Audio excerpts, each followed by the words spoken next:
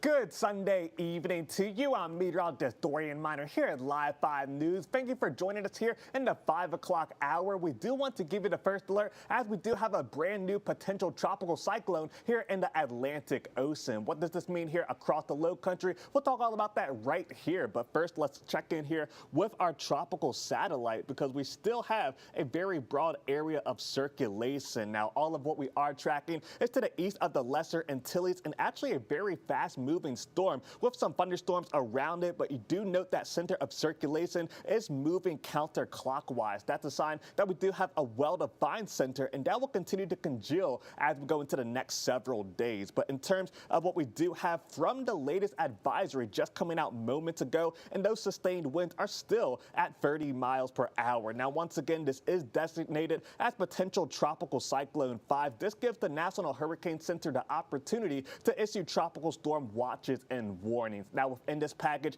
that is including parts of the Lesser Antilles, including the island chain there of Guadalupe, Antigua, and Barbuda. We'll have to watch those areas very closely as we go into the next several days as the system eventually intensifies into a tropical storm. Now, again, this will be given the name Tropical Storm Ernesto within the next 24 to 48 hours. And you do see where that path takes it. Very strong confidence that this will become our next tropical storm, and even high confidence in the track of this system. Notice that moving across Guadalupe and just generally across the British Virgin Islands and possibly closing in on some of our greater Antilles islands. That will include there Puerto Rico, maybe brushing up across the Dominican Republic and Haiti. We'll have to watch those trends closely as well. But by this point, we are looking at a mid-grade tropical storm. But notice after that period, we're actually intensifying into a Category 1 or maybe even a Category 2 hurricane, depending on the ambient environment. Now, it is very favorable in those locations, even tracking winds in excess of 100 miles per hour. We'll have to watch that very closely as well for islands like the Bahamas and Bermuda as we get closer into that time frame. But notice how far it is away from the mainland United States. I don't think we have to worry about this storm at all here across the low country, but it is still close enough where we do want to give you the first alert to that increasing risk of rip currents over the next several days. But let's take a look at each of these individual models. Again, this is what we are depicting on the GFS and European models. I just decided to combine all of these ensemble members, and you do see the track is actually slightly to the south.